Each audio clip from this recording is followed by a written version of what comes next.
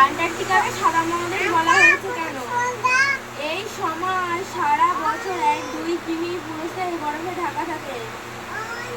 এই কারণে পৃথিবীর মানচিত্র আন্টার্কটিকা সাদা রঙে দেখা হয় থাকে, তাই এর আরেক নাম সাদা মহাদেশ।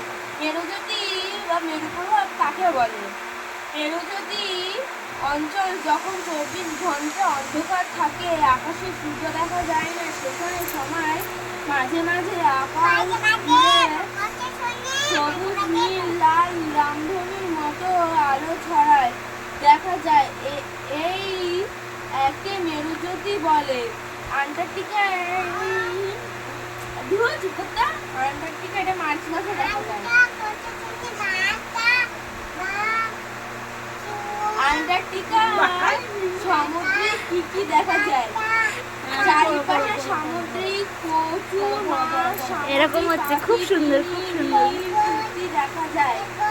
এইখানে সামুদ্রিক চিংড়ি জিপি।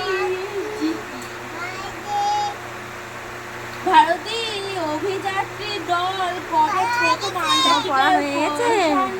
বাবা, তুমি তো উদ্ধার করে দিয়েছো বই পড়ে। ছাপানো করা হয়েছিল।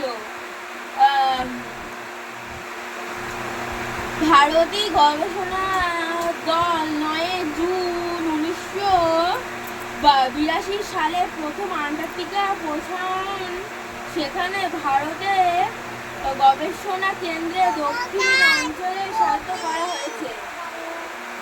আন্টার্কটিকায় অবস্থিত ভারতের দক্ষিণ গবেষণা কেন্দ্রে কোনটি ও কবে দিদির তো বই পড়তে পড়তে দাঁত ভেঙে যাচ্ছে, মনুরও দাঁত ভেঙে যাচ্ছে। বাংলা পড়তে পড়তে দাঁত ভেঙে চৌচুর হয়ে যাচ্ছে, চুরমার হয়ে যাচ্ছে। পড়ো পড়ো পড়ো, তাড়াতাড়ি পড়ো। কি পড়ছো?